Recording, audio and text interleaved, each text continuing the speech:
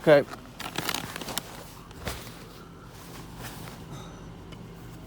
Go. You got all day for this. No. You come out with your hands first. Oh, okay. Zip that thing. Okay. Go. Sheriff Department. Hands are first. Yeah. Yeah, so I am. You what? I'm running across the state at the minute for kids' hospitals. Okay, well this isn't a camping spot, bro.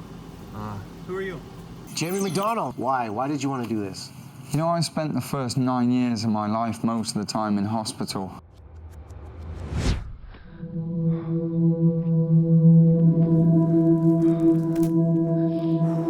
Okay, ready. It's like you're sat back and the world is moving really quickly around you. You know, there's so much going on, but your world just stands still. And you just hear the bleep, bleep.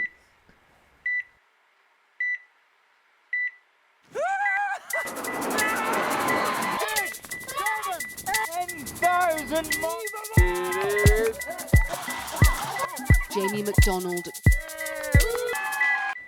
My mum and dad never wanted to leave me in hospital, but they had to work.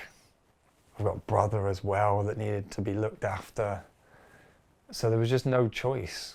One experience that I remember was lying in the bed, and I was actually at home at the time, and I tried to move my legs and I couldn't. And my mum and dad come running upstairs because I was screaming. I said, I can't move my legs, and my dad was crying and my mum was crying, and I said, I don't know what's wrong with me.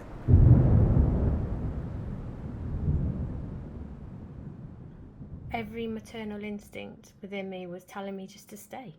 But I have other children that also needed me. I have other responsibilities that I have to take care of. I had no choice.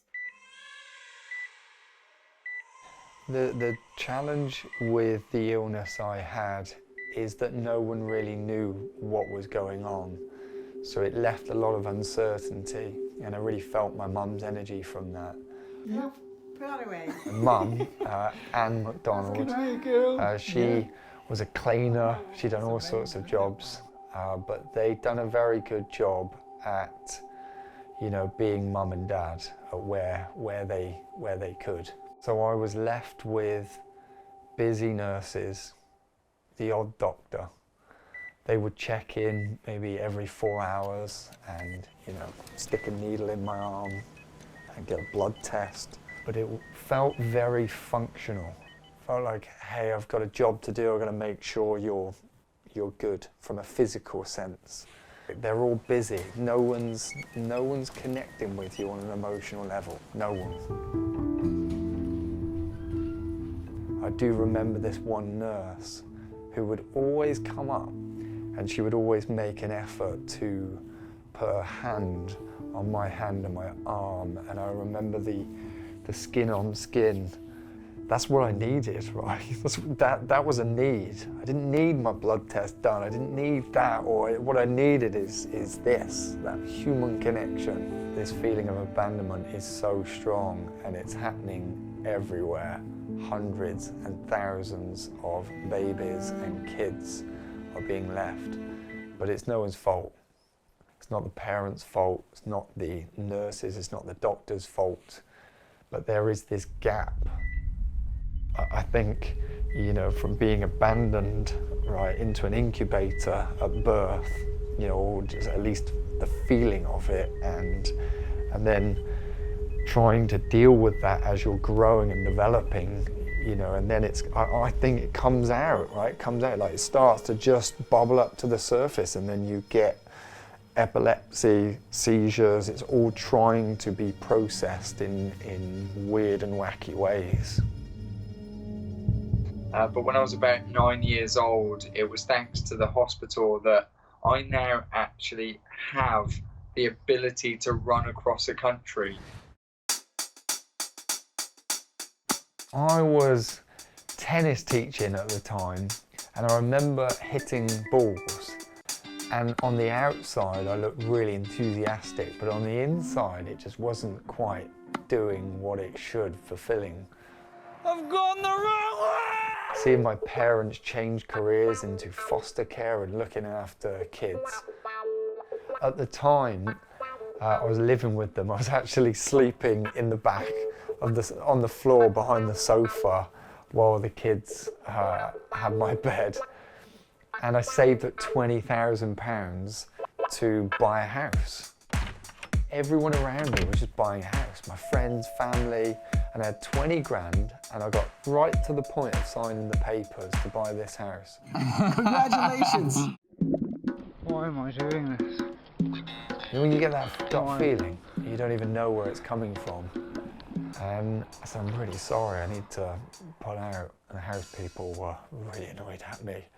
And then I started to retrace my steps. I remember going back to Gloucester Children's Hospital with just a feeling that I had. And I walked into the hospital and I saw kids lying in the bed where I once was. It was 30 years on, right? And it barely changed at all. And I remember leaving there and I just thought there's got to be more to all this. So instead of buying the house, I bought a bicycle for 50 quid out of the newspaper. 1, 2, 3, 4, 5. It was one of the worst bikes ever, it was terrible.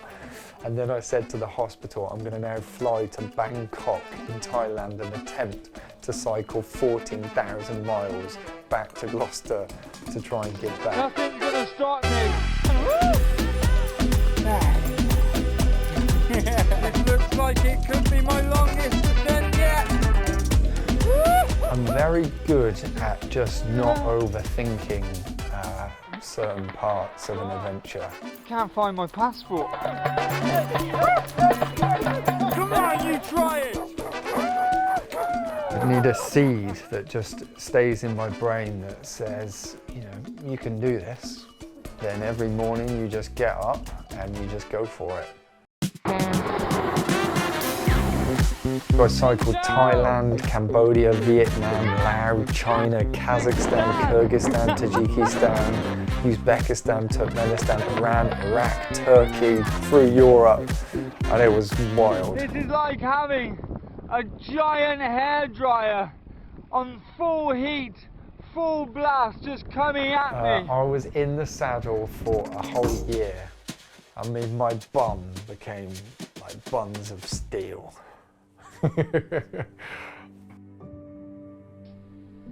I've just been given a loaf of bread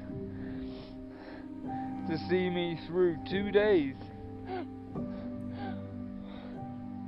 Jesus Christ, it's a loaf of bread, but I've never appreciated it so much in my life.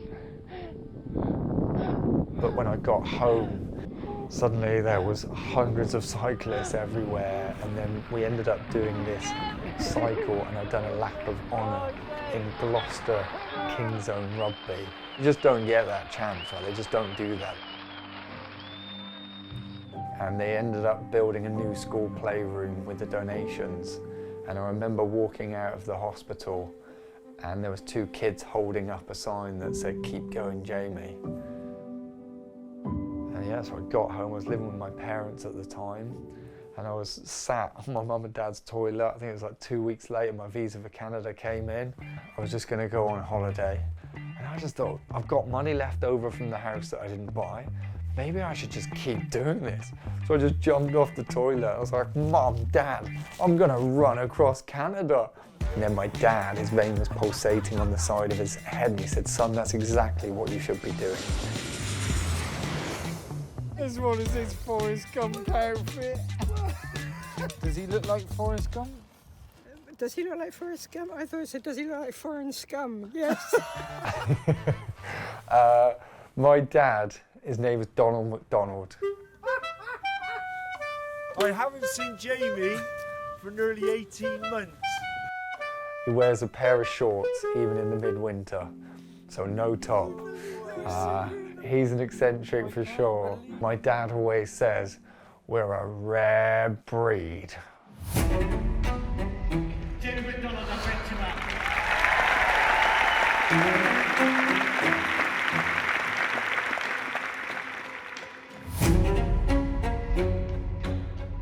So this was the greatest challenge of my life, where I put my hand in the Atlantic Ocean, and the mission was to run 200 marathons or 5,000 miles to put my hand in the Pacific. I have never in my life been in anything like this! He's not just an adventurer.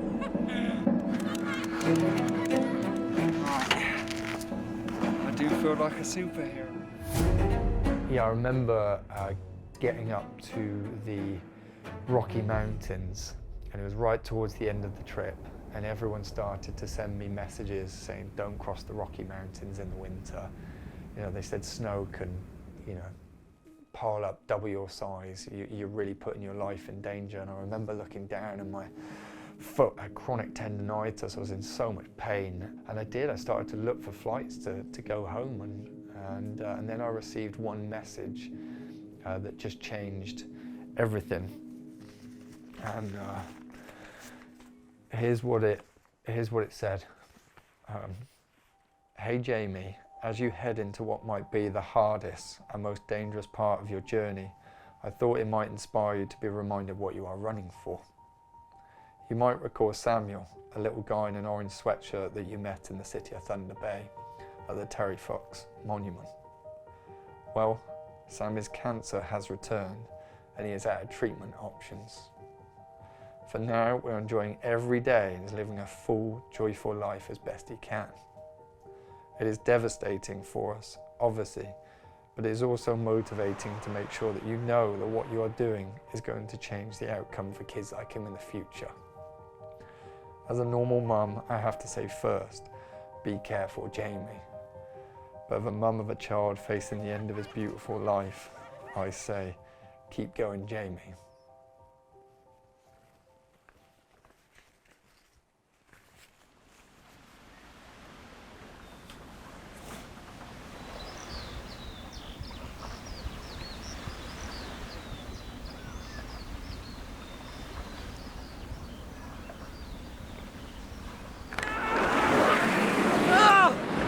He just runs, non-stop. Still going.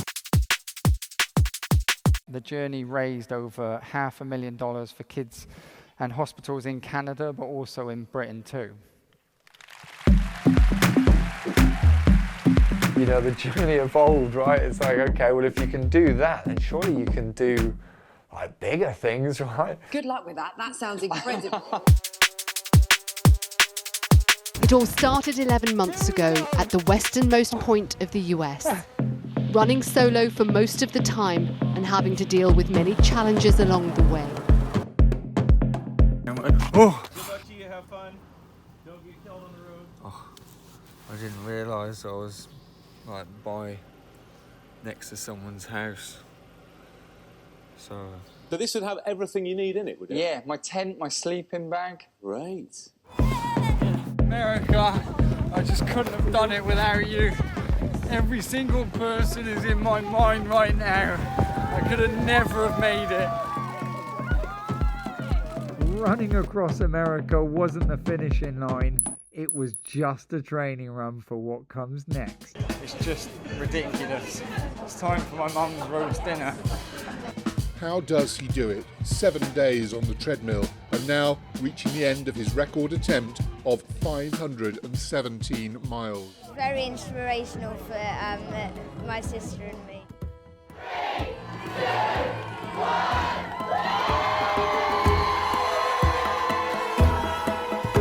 1. It's human spirit, that's what gets us through everything. And at that point, we managed to raise in total over £1 million to support sick kids.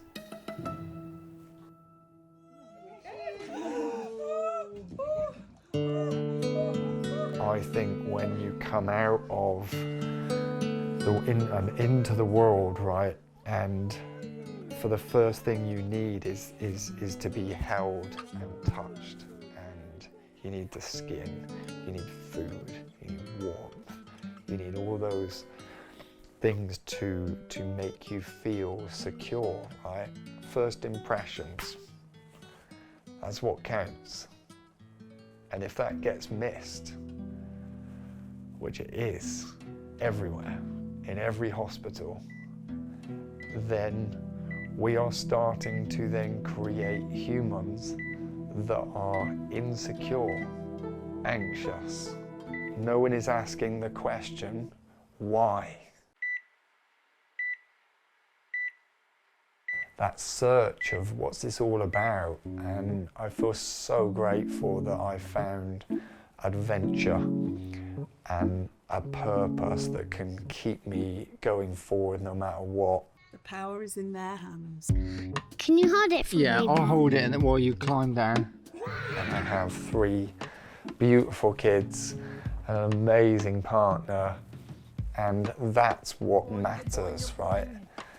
But I think I only really truly realised that once my parents split up. That created a crack, and that's when I had that realisation, hey, you need to go and work out where this is all coming from. And so I went up to a friend of mine and said, look, I'm really struggling with this. And he said, hey, just call this number. So I called this number, and this guy answered. And I went into this garden, slippers on, and I sat with him, and his name was John Six. And he said, I'm a psychotherapist. I'm like, I don't even know what that is. Hey, can we just talk about my mum and dad splitting up? And a few minutes in, he knew that I was sick as a kid, and he said, do you want to talk about being sick as a kid? Do you feel abandoned?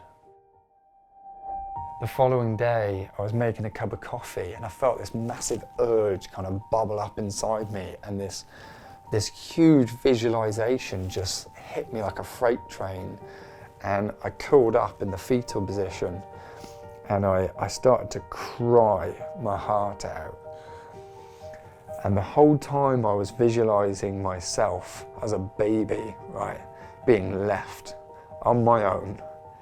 And then it was flashing, and I kept getting older and older from birth all the way in an incubator with red colors, and then there's just feeling of like, oh, why am I being left? And then it flashing through, and I got older and older until there was like memories where I could remember it like it's yesterday, the bleeping sound of the bedside table and the equipment going off, and I remember it, and the whole time I'm looking at myself, looking down, and I'm saying, hey, you're okay. And then I went back to see the therapist, and I said, what just happened? I'd like to welcome you to childhood trauma. So long hospital stays for these children can be really challenging. They're missing out on school, home life, social interactions with their friends. It's a real challenge for them. Ward Buddies is filling a gap for the parents, doctors and nurses for taking care of the emotions of kids being left in hospital. This could look like playing with them when their parents aren't present and giving some emotional support if needed. And yeah, the whole point of this is kind of promoting a sense of community for the child whilst they're here. You got this! Yay! So we have launched in Birmingham Children's Hospital. We've got a doctor, we've got a psychologist, we've got a project manager, we've got hundreds of volunteers. We are making a huge difference to children's lives right now, but this is so scalable. We want to be in every single children's hospital across the UK and other parts of the world. We can help hundreds of thousands of children. Let's face it, it's a scary time in hospital. So Ward Buddies is having a lifelong impact on children's mental health. It means when they leave the hospital, they're leaving happy and secure, and that can go all the way throughout their adulthood. That's good. Right, is that a wrap? Oh, good. Better dream up some more challenges.